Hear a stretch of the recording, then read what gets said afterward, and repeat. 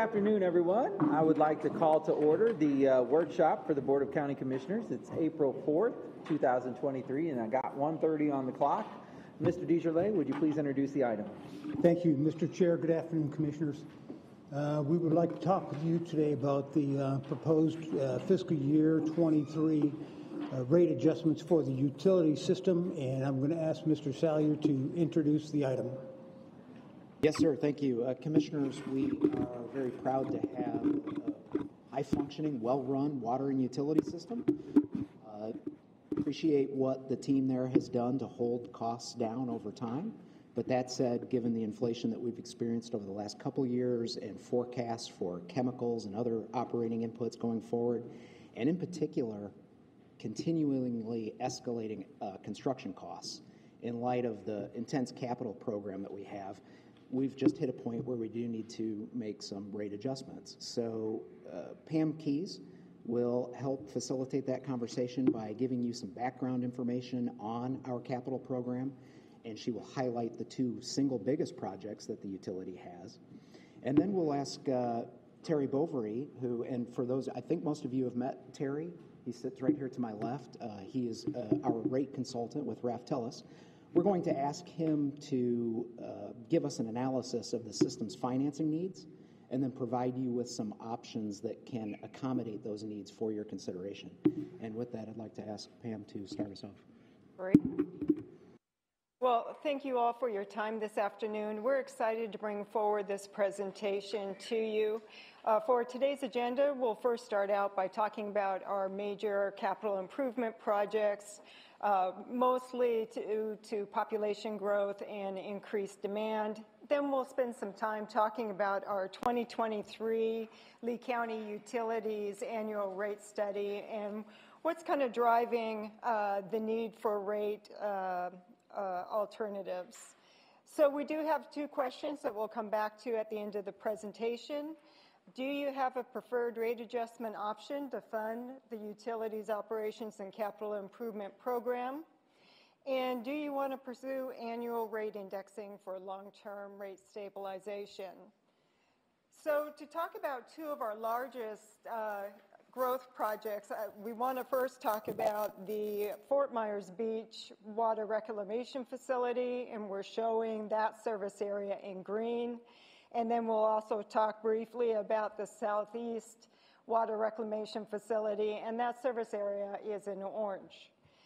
For our Fort Myers Beach Advanced Water Reclamation Facility, it began operations in 1979.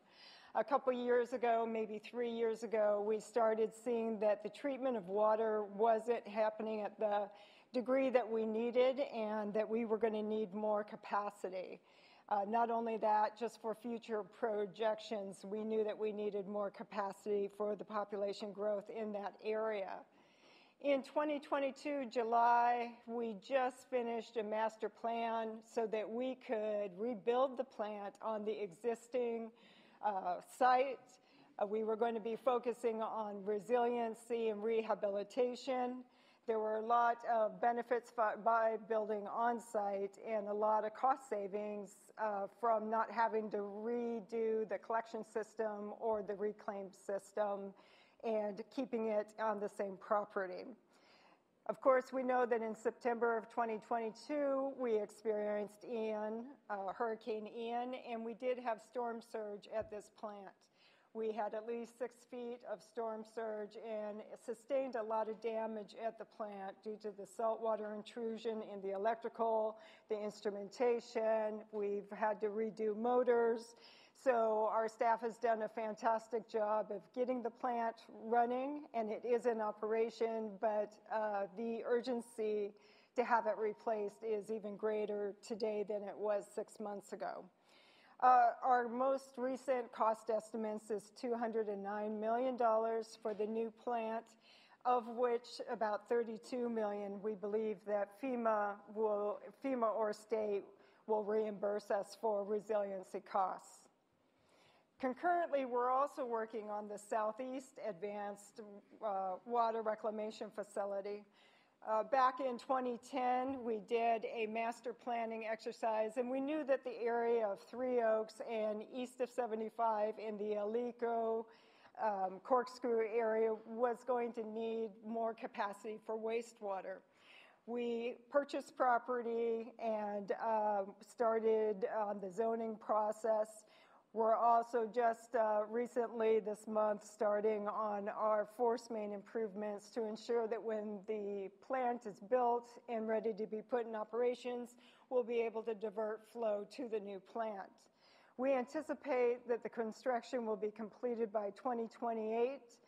The cost estimate for this facility is lower. It's about $160 million, and we won't need to build it to surge levels. We do want to harden it and have resiliency, but we'll be designing it to a 100-year flood elevation.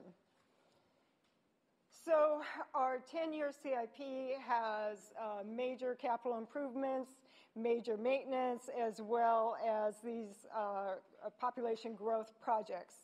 Our total 10-year CIP is $785 million.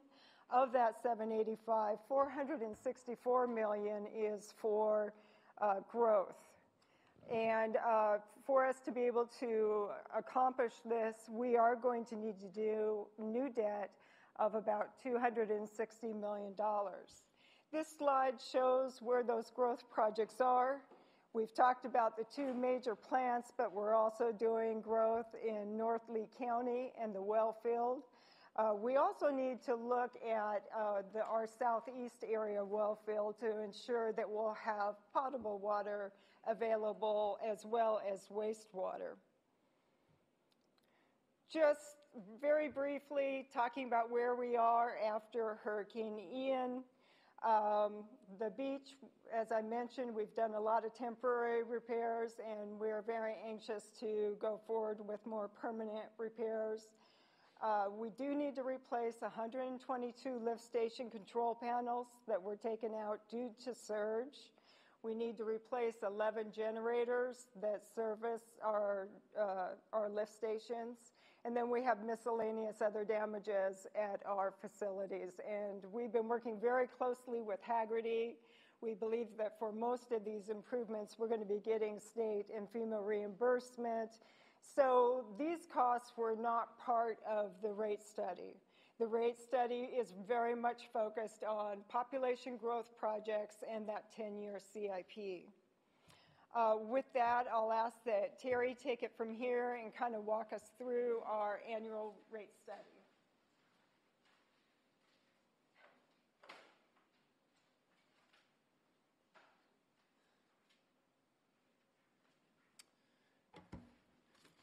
Good afternoon, members of the board. Thank you, Pam. For the record, my name is Terry Bowery with Raftalis, and I've been working with the county for a number of years now performing these financial evaluations. And in the presentation, we have a brief presentation. We're going to talk about what the drivers are for the needs to raise rates. And one of the biggest ones is inflation. We've all been hearing about it. The chart here on the left presents what's happened in CPI over the last several years. In aggregate, we're a little over 18%. We're also seeing inflation in a number of other areas impacting utility operations.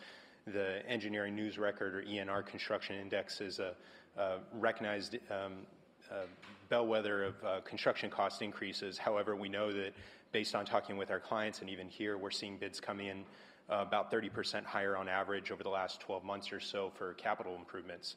So our costs are increasing. The county's been fortunate to have had growth to help increase revenues over the years.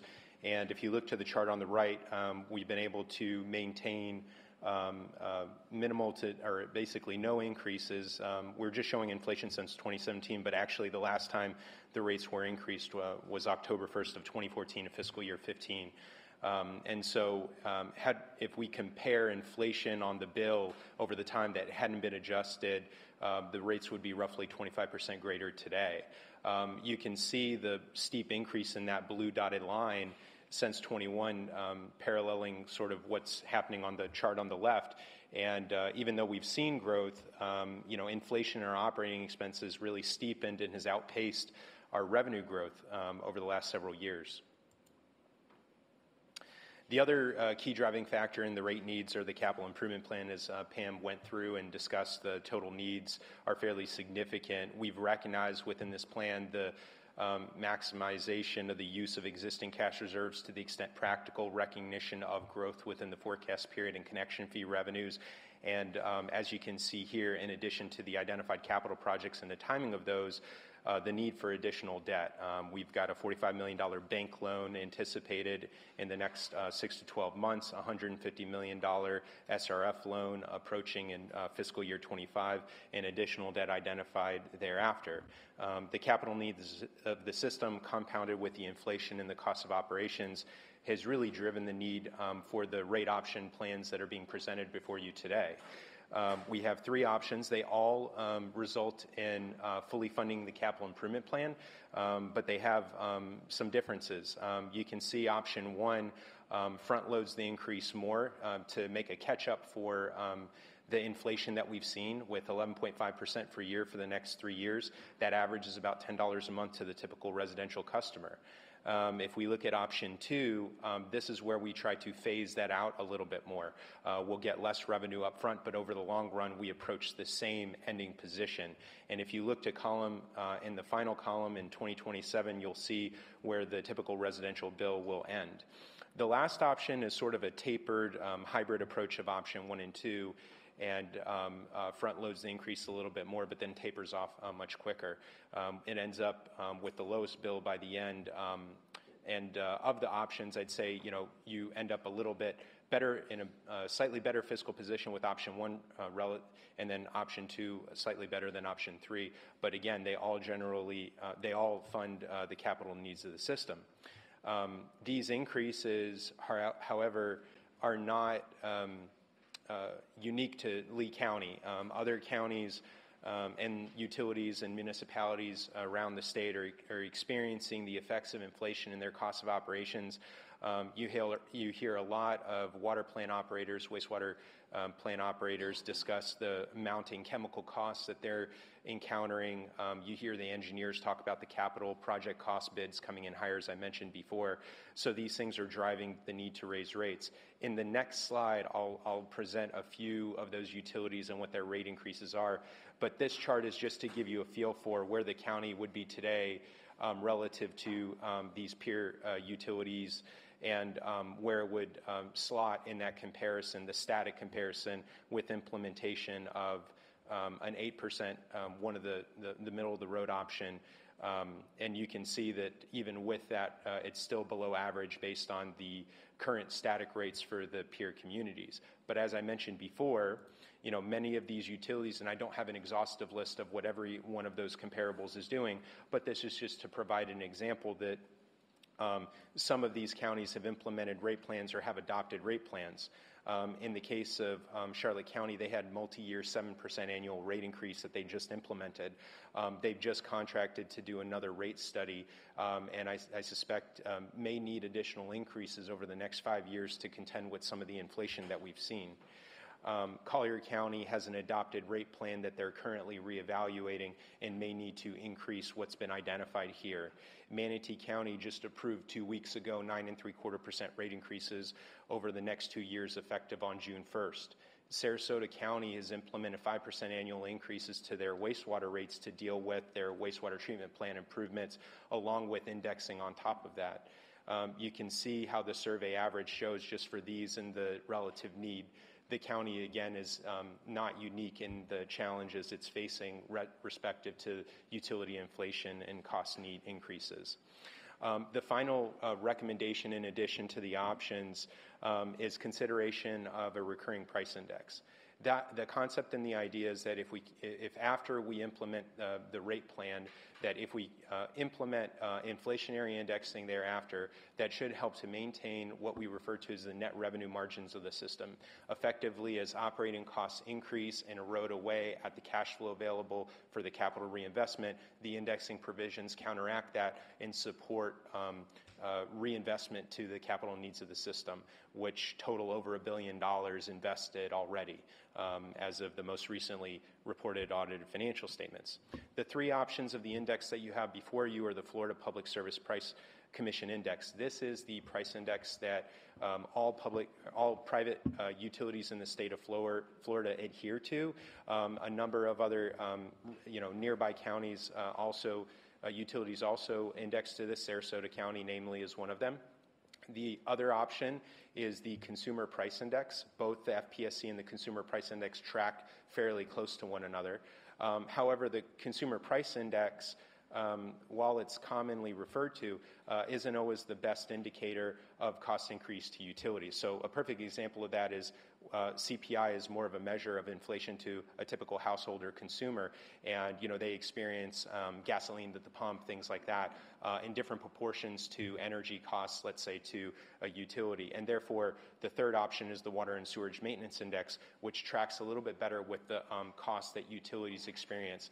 And it's based on the U.S. Bureau of Labor Statistics subcategory to the CPI that measures water and sewer bill increases across the nation as a measure of cost increases to utilities. And we think that this might be the better option. The other benefit with the Water and Sewer Index I'll just touch on is that it tends to be a little less volatile. It's not as influenced by the energy prices as what you might see in the CPI or even the Florida Public Service Commission Index, which was over 7% for this past year, whereas the water and sewer was roughly 4.5%. So with that, I just wanted to open up for any questions related to this presentation. Okay. Commissioners, any discussion on the presentation or questions? Commissioner Pendergrass? Roger, were you looking for us to give direction today as far as which options we were looking at for those three options? Yes, we would prefer that. If you're prepared to do that, if you need additional information, that's okay too, but we're working on a deadline, I think, aren't we, Glenn? We are, Roger, just in the sense that, we've got some financing that the system needs, and in order to get moving on that, we need to do something, preferably before break. So before summer break. Okay, just curious if in that I'm looking forward to hearing our comments from our colleagues and my colleague here, my accountant to my right here about the bonding and everything. I know we have a lot of money coming due in the future, and I know there's a lot of reserves there, but I'm looking forward to hearing about that. Thank you. Thank you.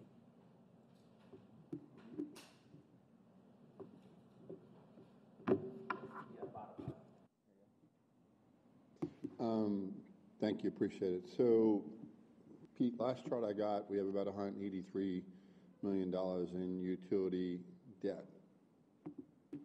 Last chart I got. What are the assumptions in the three augments of debt we need to take on? I mean, I know the dollar amount. I'm curious what the rates are. Yes, sir. Rate studies here. Yes, sir. For the first debt issue, the bank loan, we assumed 3% within the plan over a 15-year repayment at $45 million. For the second debt issue, we assumed $150 million through the SRF, or revolving loan fund, at 2.5% over 20 years. And for the third loan, we assumed sort of a plain vanilla 30-year bonding at 5%, but subject to change as you get closer to that issuance. Again, the three issuances occur in 23, 25, and I think 27. Follow up, if I may, Mr. Chair. Any flexibility in when you think that last tranche of debt will be required? I mean, you think that has an opportunity to slip? That was the reason for my question. I think that to answer that, it is a function of the assumptions we have within the plan, as always, and the longer you go out, the more things can change. But I think the biggest sensitivity to that might be the timing of the need for the capital. So I would look to, our engineering experts to sort of advise us on when the timing for the need for that capital improvement would be, and that's more of the function of the timing. If it were to, accelerate, which I don't think is anticipated at that time, we might need to accelerate the bond issue correspondingly and maybe even increase that a little bit. If it steps out a little bit, we might be able to lower the total amount of financing because we can more pay-go fund those improvements. Plus, we'll recognize additional connection fee revenues from the growth that we'll be experiencing. The reason for the question is, I'm sure you're aware, is that there's debt rolling off in 24, 27, and 28. So obviously, if we're able to stage it in a particular way, that's what I was asking the last piece. Oh, yeah. I guess there's three pieces of debt that'll fall off that obviously, we're looking at about $45 million worth of debt will fall off based on the last schedule I had. So that's why I was curious of the flexibility we had with that. The second question's easier than the first. I come from an environment where I governed in Sanibel. We always had a index. We always had a percentage that we had. It was 4%. It's what we did. We did it even during the recessionary times. It gave us the ability to come up with a percentage, and if we were able to achieve something lower, we at least established the expectation with the consumer. They knew what they were looking for, so if we came in and said, adopted 4%, we come in at 2%, we obviously have that flexibility. And the factors of revenue growth, different things come in, and you have that expectation. I like certainly coming up with anything we have the opportunity to set an increase, because in the world we are, let's just have that. I don't discount the inflation that we're going through, but 8+ years of no increases in rates whatsoever are part of the reason we're in the situation we are. It's obviously accumulated. So if you can imagine 8 years of 4%, that would have been 32% increase. We have 11.5% increases in option 1. So it's just a trade-off. I think we need to make sure the citizens realize that for the last 8 years, they've paid no increases whatsoever. This would be a more difficult pill to swallow, obviously. What other comments? Number 2 is easy. Between the three options, like recognizing what we've done in the last 8 years, none of us, I don't think, really ever want to pass on a rate increase like to our users. But now we see the expansion of our services. Seeing our water quality project, we would see how important it is to our environment to preserve the water and obviously treat the water. So obviously, improvements have to be done. So if I had to pick an option between the three, I'd like option 2 better between 1 and 3, because it spreads the cost out over 5 years more evenly for the users that way.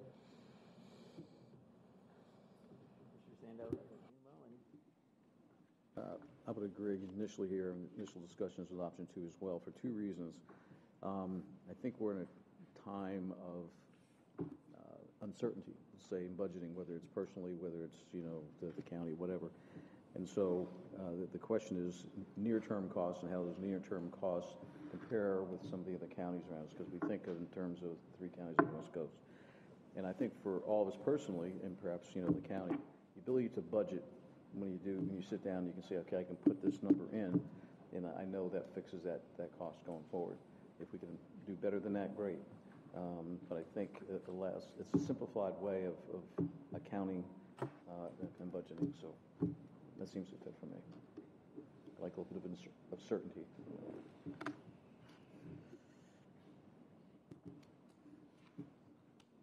I actually lean towards 3 simply because it gets us, it follows the track closer. It's still only a $10 increase over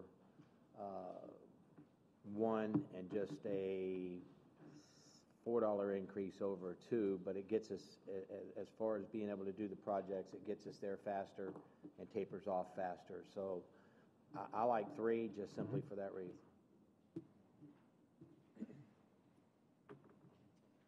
Yeah, I'll share my they always say trust your first instinct, right? When I first looked at the chart, my first instinct was option 2. I liked it because it looked like it was the lowest.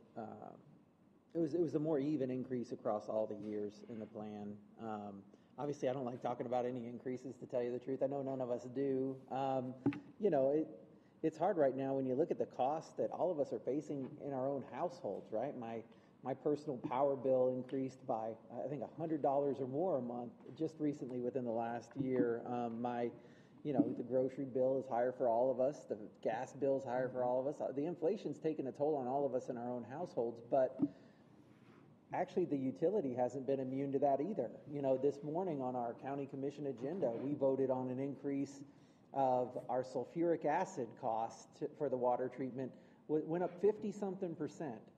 There was another one, I think it was activated carbon, went up, it was in the teens. It might have been 17%, if I remember. So when we're seeing material costs go up that high, and certainly we're seeing, labor costs as well, other things like that go up that high, that's what's driving, unfortunately, us having to make the tough decision to make an increase. I guess I would say on the increases, again, I liked option 2 because it just seemed like it was a more even increase. I honestly was thinking, as y'all were talking about an option 4, what if you put the bigger increase in the out years and see how you do in the early years with just a smaller increase, see if you actually outperform with just a smaller increase in the early years, and as you get towards the out years, you could say, you know what, actually we don't need $12, we only need $8 or something like that. You could make that decision.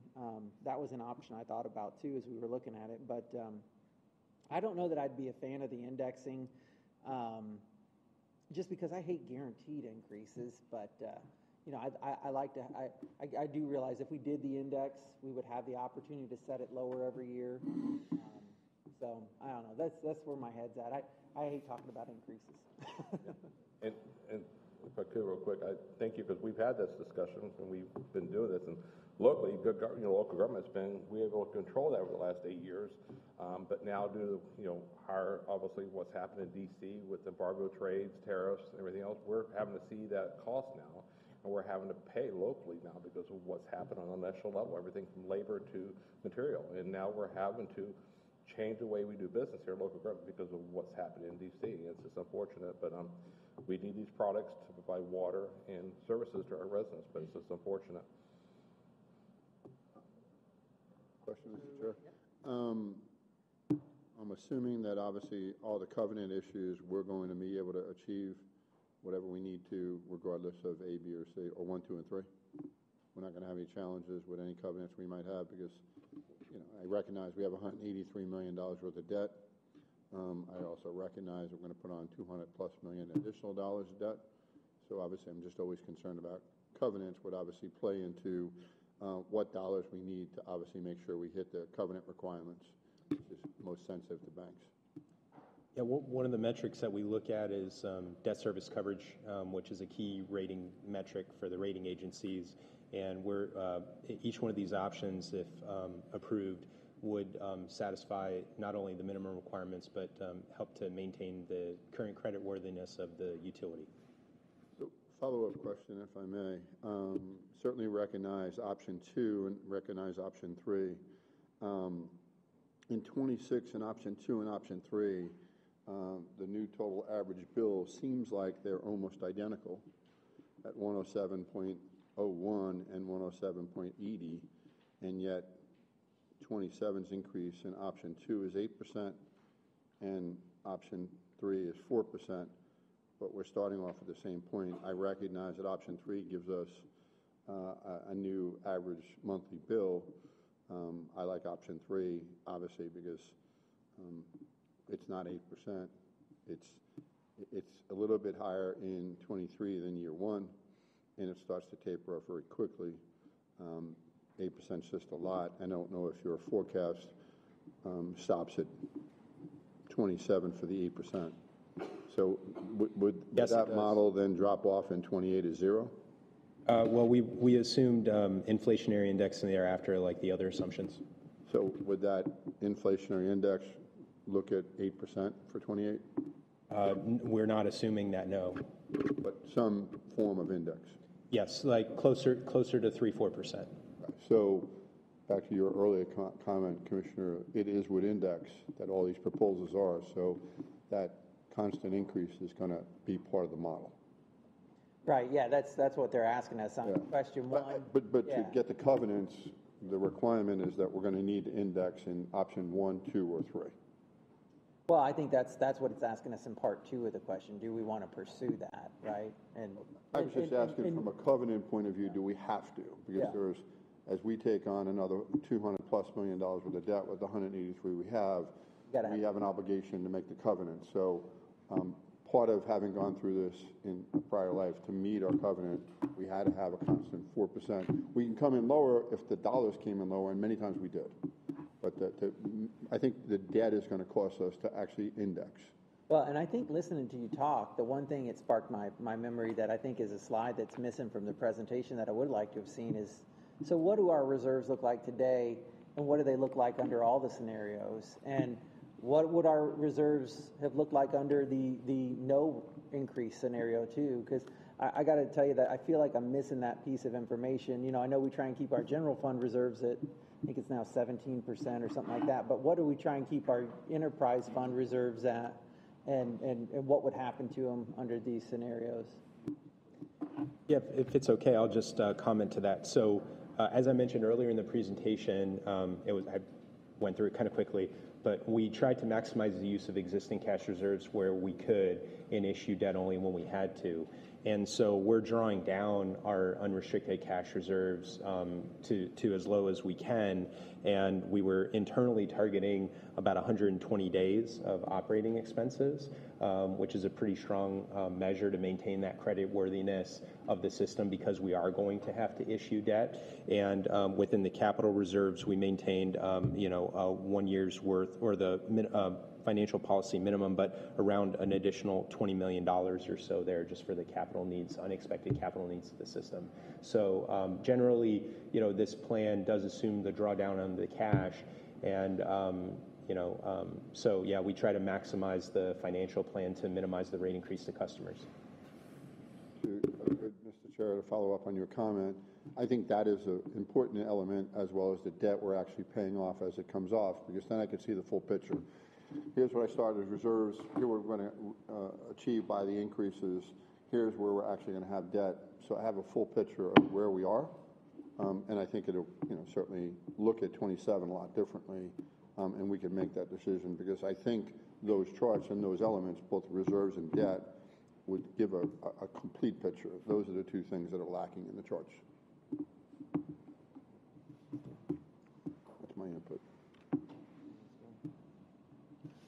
Okay, where do we, Mr. County Manager, where would you like to go from here? Commissioners, we would like for you to give us direction to bring back for your consideration and a vote in a county commission meeting soon, a couple of options that you can then vote on. In the meantime, what I'm hearing is you'd like to see more information on reserves and debt and how they're affected by each one of the options. Did I get that right? That's true. Okay. I think what we all said too, if I can interject, is that option 2 and option 3 we all had comments on. No one seemed to talk about option 1. We might maybe reduce, here's the debt, here's the reserves, here's option 2, here's option 3, here's how the picture looks like. I think we have it in a snapshot, because comments around the table was 2 and 3. Yes. So let's just take one out of the equation, since Okay. no one really commented on one. I think that's a good summary of what I heard too. Yeah, absolutely. Okay.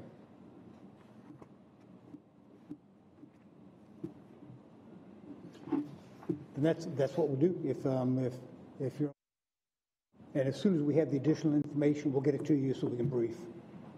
And you can ask whatever other questions it might generate.